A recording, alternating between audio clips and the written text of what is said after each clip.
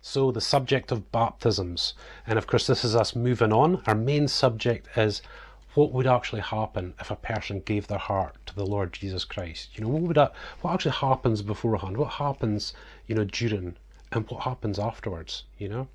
So really immediately after giving the heart to the Lord Jesus Christ, there will be that talk of baptism, of going through the waters of baptism. Now, I know that probably most people know what the waters of baptism is, but just for those of you that might not be fully aware, basically all it is an outward act of something that's already occurred within. And the way that happens is, I think most churches would have a baptismal pool in their building. I know that in rural ministries and remote places they use rivers, or they use the sea and stuff like that, which is all cool. But of course in the Western world most churches tend to have their own baptismal pool, and it is warm, don't worry. But what a person does is they basically publicly say, I put my trust in the Lord Jesus Christ. And this tends to happen before the church congregation. Sometimes friends and family are invited. It's all up to the individual. But that moment of baptism is the important part. Not because of the act itself, but what it represents. And what it represents is when a person comes down into the baptismal pool, and the pastor will you hold a person a certain way, and what it represents is the death going down, the burial, which is fully immersed in the water for a couple of seconds, and then resurrection. So death, burial and resurrection. And what it represents is a change from the old life to the new life.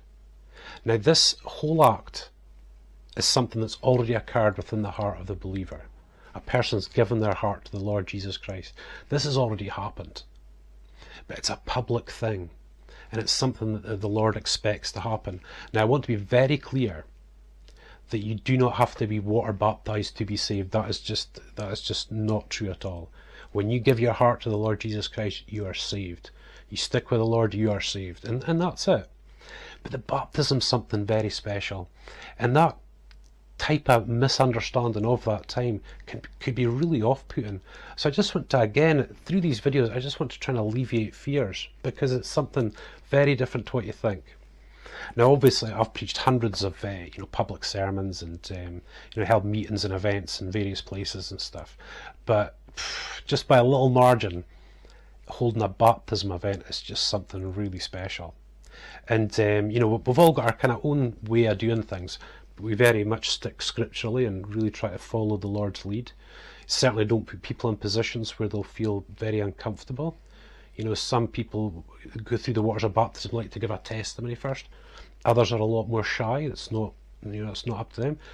We'd never push a person to do it. But the event itself, the night itself, there's a tremendous atmosphere of celebration. Not like jumping up and down and screaming, and just such a happiness and a joy, especially among the experienced believers, at seeing a person going through baptism. It's something very special, and it is really, I would not use this term loosely, it is such an honour to be able to do it, to be able to be the one that's presiding over that event. So that's just me anyway. But what other people actually find, especially people who are going through the waters of baptism, is that it's not what they expected. They expected some ritual, some ceremony, some real official thing, and then they're really surprised at how all laid back it is, how we're having laughs, we're having jokes, we're really enjoying that night.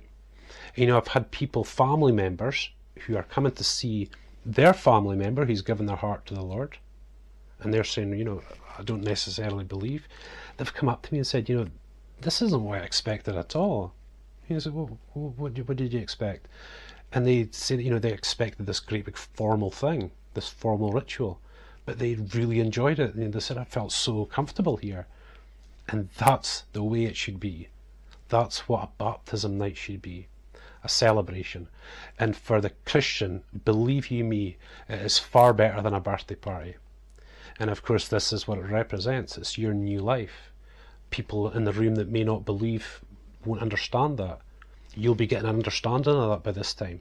That, hold on a second, I've given my heart to the Lord Jesus Christ. His Spirit's come to dwell within me. And I'm a new person. I've got a whole future ahead of me. I can rewrite my own future. I can pretty much do whatever I want in the Lord. I can just do anything I want. I'm free, you know? And all that dross from your old life, if you had a bit of a garbage past life like I had, you'd be glad to see the back of it and be excited.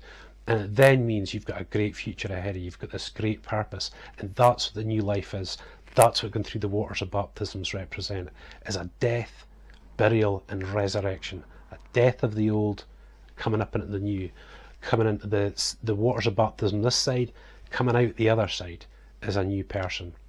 You might not change overnight, but you'll certainly change if you want the Lord to do so. And your life can dramatically change. You know, when I came back to the Lord, my life got turned around. I got my word of my calling within 6 months, and my life altered. My life completely changed course. And that's nothing to be afraid of, because when that time comes, it feels so right. And it makes sense. So when you get this opportunity to have this new life, you go through the waters of baptism, friend, you're free, man. You are absolutely free. And God's got this plan for your life. You'll still have ups and downs, but hey ho, but it'll be nothing compared to what God's got for you, you know? It's just awesome, you guys. You know, I feel this all tripping about all over the place trying to explain this, because it really is just something else. It really is. And again, take a bite of that apple. It's just awesome. It really is. So listen, thank you guys so much for watching. I hope you're really enjoying the series. We've got a couple more to go, and I'm sure you'll enjoy them as well. So in the meantime, God bless, and thanks so much.